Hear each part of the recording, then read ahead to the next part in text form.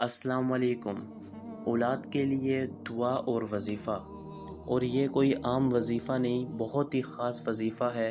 یہ وظیفہ حضرت ابراہیم علیہ السلام اور حضرت زکریا علیہ السلام، جن کی عمر 90 سال کی تھی، انہیں اولاد نصیب ہوئی۔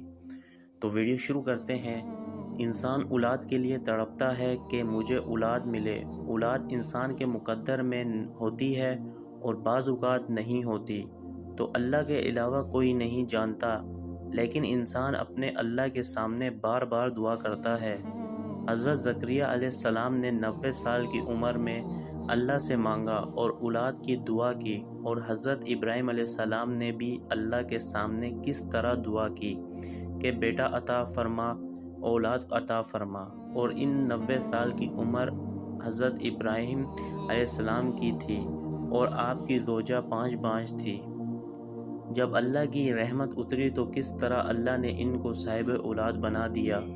اللہ دینے والا ہے، اس کے درد کے ساتھ تعلق انسان کو مضبوط رکھنا چاہیے۔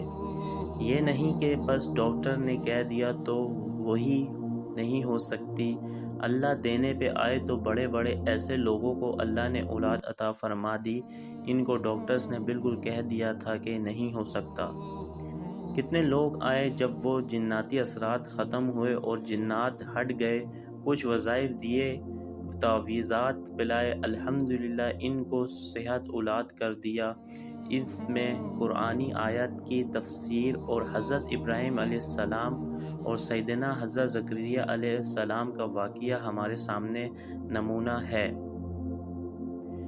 اس لیے اولاد کے لیے نہایت مجرب علم ہے کہ آپ میاں بیوی دونوں کسی بھی نماز کے بعد یکسو ہو کر بیٹھ جائیں یا کسی بھی وقت پڑھ لیں، وقت کی قید نہیں ہے، لیکن اس کو پڑھنا کم از کم 2 مہینے ہے، اور کبھی رہ بھی جائے تو کوئی بات نہیں، لیکن کوشش کریں کہ اس کو ناغہ نہ کریں۔